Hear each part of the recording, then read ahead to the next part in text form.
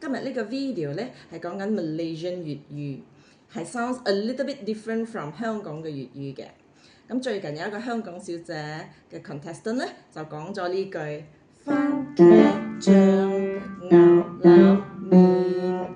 OK， 咁當然我哋可以 change key 噶啦，但係今日咧我就會用 D、A、F、G、F sharp。咁番茄醬牛腩麵。咁如果你用 Google Translate 咧，番茄醬牛腩麵咧就正就係1、2、3、4、5、6個音。但係我哋 Malaysian 咧，其實通常都會 eliminate 咗2個音嘅，就係第5同第6。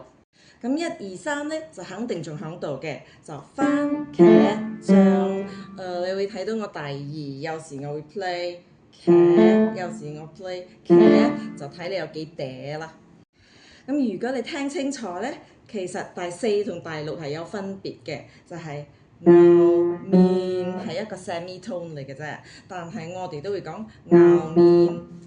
咁即係第6冇咗啦，我哋就講4同4嘅。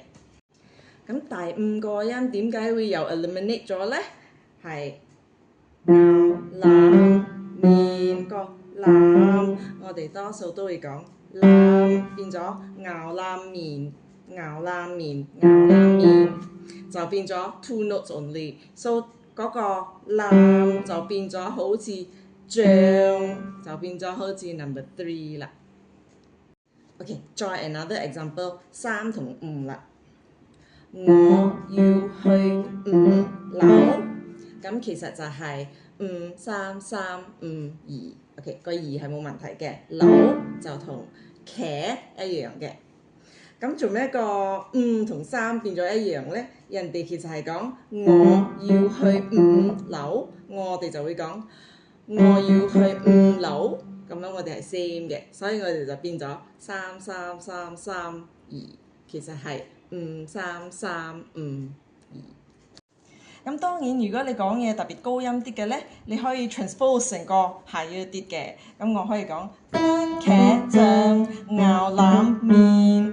咁呢個番就變咗 E 啦喎，茄就會變咗 GBE 茄，醬就會變咗 A， 牛就會變咗 G， 腩就會變咗 GA， 麵就會變咗 G sharp。你想 transpose 去邊度都得嘅。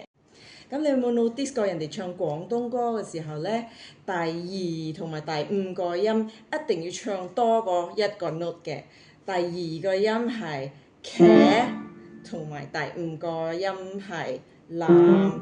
Okay， so for example， 愛神也有苦惱，咁我哋咧就唔可以唱愛神也有苦惱，係唔可以1個 note 嘅，一定要拉2個 note。